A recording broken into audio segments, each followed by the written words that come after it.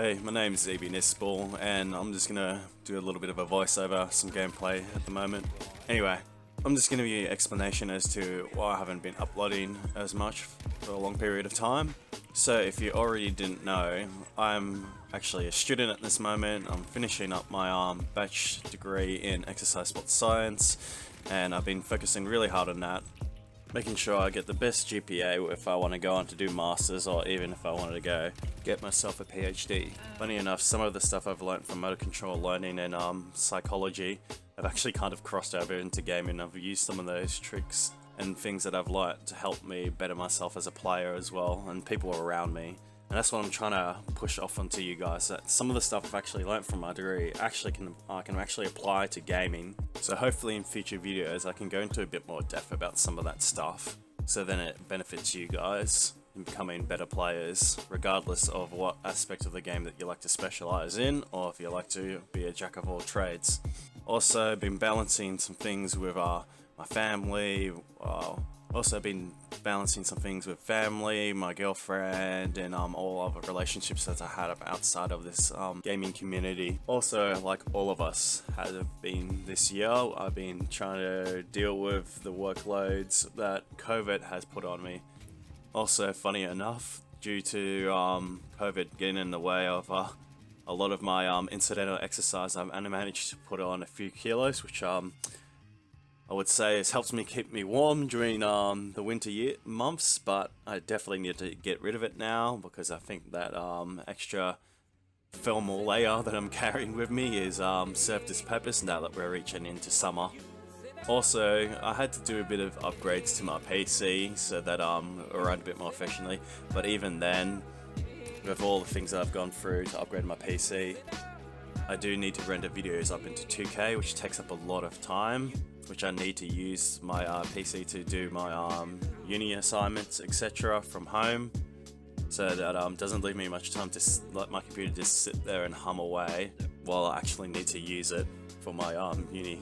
Also, with the time I do have available to actually play some games, unfortunately for my own region, compared to the rest of the world, which are most of the people that play this game still are normally on DICE servers, but since we have such a small community, pretty much 90% of the servers in Oceania are all community, which unfortunately for me, as you can see in the background there, means that because I'm above the average player base in terms of what stats I put out in game, which, to be honest, stats only tell half of the story about a player, means that I get constantly banned Oceania servers, purely because I'm good at what I do at this game. So whenever I get the chance now, really, I'll probably get 1 or 2 games and then banned. If not, most of the time actually, I just get banned on site within less than 3 minutes. I will be trying to get around some time once I've actually finished uni for the year, running my own community server with a few couple of people that I trust that know what cheaters actually look like, which brings up my other point. With the servers I do get to play on, which are normally the DICE servers now, I just absolutely harbored with hackers. The anti-cheat in this game is absolutely atrocious. I think I was able to find in less than 30 or 50 minutes confirm 20 rage hackers. And when I mean rage hackers, I mean they literally hip firing an MG42, getting 90% headshot kill ratios. Things that just, like, if you took one look at the stats and the reports, you wouldn't even need to spectate them. You just look at that and you go, okay, that's a hacker. So I'm in this awkward situation where I either have to play in my region in DICE only servers, which basically do not exist pretty much at all, or I have to go play in Asia with 100 ping to 150 and take my risks with running into rage hackers constantly. Yes, I do enjoy tanking in this game, but it's not the only thing I want to do in this game, so I'm constantly stuck playing in vehicles, and that makes the game pretty dull and boring for me, because it means then when I want to try and do something else differently, I can't enjoy it because I'm constantly getting beamed by rage hackers that are not even subtle about what they're doing. So basically, I'm being punished for being decent.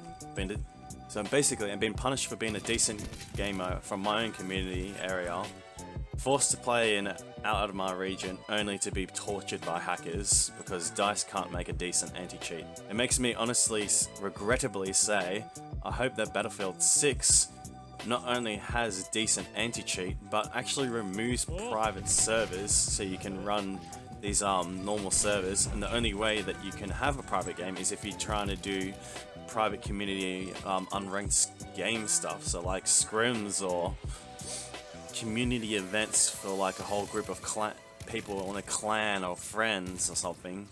So making it purely for those reasons and leave where the servers where you actually can go get assignments done, work on your stats, etc.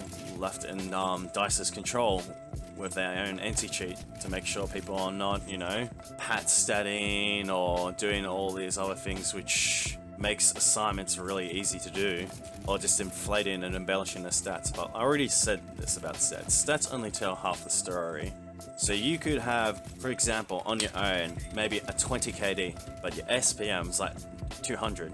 Means that you basically killing maybe 1 or 2 people every minute or two, and you're not even remotely on a flag. And then you go look at the stats and they only have a 40% win ratio, and you're just like, well, I mean, shit.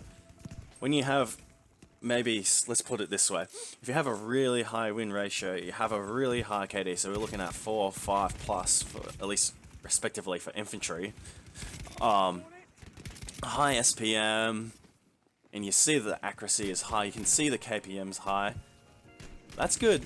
But it only still tells half the story. It doesn't tell you about positioning. Well, you can tell the position normally is around an objective, possibly from the high SPM, but there's many different ways you get SPM in this game. Stats don't tell you about positioning, doesn't tell you about timing, doesn't tell you about tactics, doesn't tell you what your reaction time is as well, and it doesn't tell your ability to deal with stress in game, which, funny enough, from my psychology that I know, how you handle stress, anxiety, and your arousal state makes a huge difference if you're a good player or not. So along with those reasons, I also need to comment on that when I do get to play on OCE servers, there's a lot of toxicity going on from either our 12-man stacking one side, which I don't mind friends playing with friends when you've got 4 people or less together. It's a game which you're meant to do teamwork. Makes sense, yeah? But when you have enough to field a scrim team, that's a bit overkill. Or just people talking shit to each other over a game that's not even remotely competitive. Which, by the way, for the love of God, DICE, release private games at the start of your game where the most potential for a competitive community to actually flourish will be there. Stop killing off the community. Because I can tell you this, it's not actually the community that's killing the community, it's the devs. Anyway, I think I sidetracked a little bit with that rant. Also, I've been trying to enjoy other games, so I enjoy things like Stellaris, a few horror games, and honestly, I've been trying to tick off a couple of TV shows as well. So every opportunity I've had probably to make more videos, I've ended up doing other things instead. Hopefully now that the year's wrapping up, I can put some more stuff out for you. Hope this explains a lot, and I hope you enjoyed the video. Peace.